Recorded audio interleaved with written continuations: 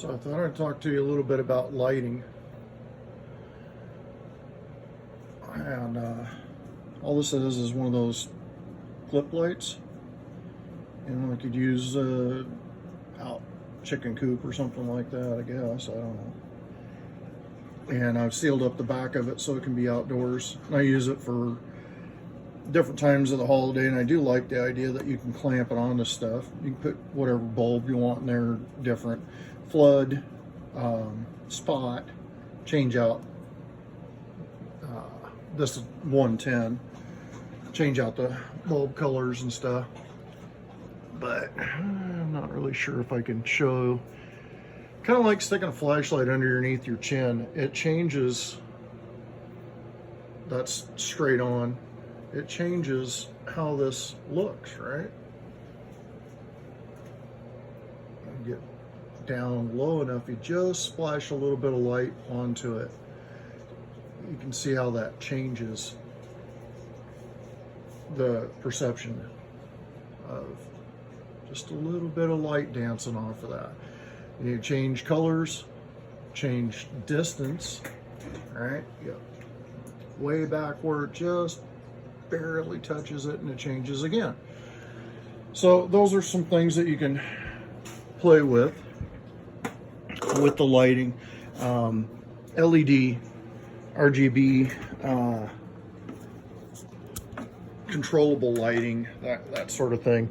I'll give you an example. I've got different types of lights here. This old lantern, all the guts in it were kind of rotted out, so I thought, I don't want to throw it away, I want to use it. Let's see if I can stick a thing, plug in. Get your nose out of there.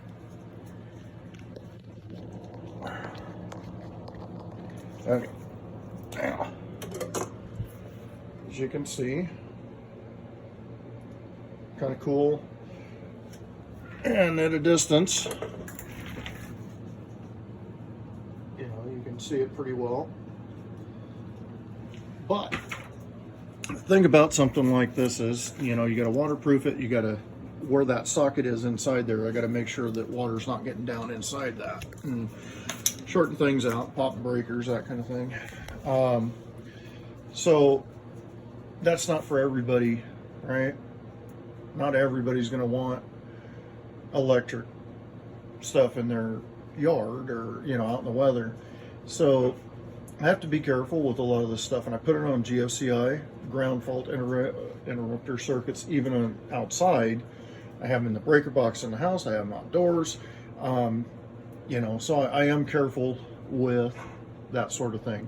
That being said, doesn't mean I can't get shocked if I'm standing in the water out there, if I'm kneeling down, monkeying with stuff what's plugged in. It's dangerous. So you may want to go with a what they call an IP66 LED, completely sealed, outdoor rated LED thing that then all you have to do is worry about the actual plug-in connection, right? That can be put inside of something that can be dry. That way you don't have to worry about it. Or go with the 12 volt option, go with battery operated stuff, 9 volt stuff that you can buy it on Amazon, that have the little battery clips and that kind of thing. I'm trying to get away from some of that because I might run this the entire month. So I go through a lot of batteries, and that's kind of crazy. It's cheaper for me to just plug things in and let them run because they don't draw a lot of kilowatt hours versus what, going to Costco and buying packs of freaking Duracells is pretty expensive. Either way, plus the nuisance of having to go out into each individual prop. And even like this dude's got batteries in the back of the head here. See that? That runs lights, and that's great. But they don't last that long. Last a couple of days, and then throw all three of them things away. So you rip through the batteries.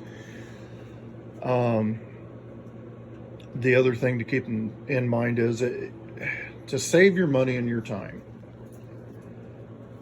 A light like that is great if it's in the right location, depending on what it's meant to draw your eye to. It would be much better to go with something that is diffused, something that throws light evenly instead of more, that's really crisp, right? That's just localized light. You want something that catches your attention at a distance, like a lantern.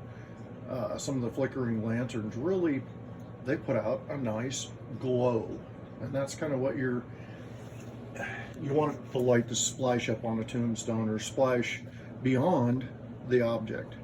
This goes in a specific place to catch your attention and goes with part of a scene, so it doesn't really need to splash light everywhere. But that's just some of the things I've learned is they look really cool. You plug them in the house or out in the garage or whatever, and then you get out there and you think, well, it's kind of not as impactful as I would have liked. So, different things to fool with. I'm going to put a few pictures of different lights that you are going to typically run across. And then I'll see if I can't find some more of the battery operated stuff and the LEDs that I'm going to try to go for running low voltage. So I'm not running 110 stuff. But again, you know, if you think about it, you get plug in Christmas lights all the time. People plug those in and run them all over the place. You got to be careful with that too, right? All those little things, you pull those bulbs out and they got wires and little connectors inside that stuff. You know, you just need to use caution. That's all I'm saying. Okay. This a little bit more so because you're monkeying around putting things out that weren't really intended. Like a Christmas light was intended, it'll say outdoor lights, right? Or it'll say indoor. I'm taking stuff that could be only indoor and monkeying around with it outside. A lot of people are doing that, and that's where you got to watch it. So all my motors, all that kind of stuff, it's low voltage. Not going to kill you, not going to hurt you, not going to, might, if it direct shorted and stay, you know, it might burn your fingertips. That's about all it's going to do. Anyway, I'll go see if I can't find some more of the pictures and stuff of what I'm talking about, and I'll post it on this video. Okay, thank you. See you soon. Crowhaven out.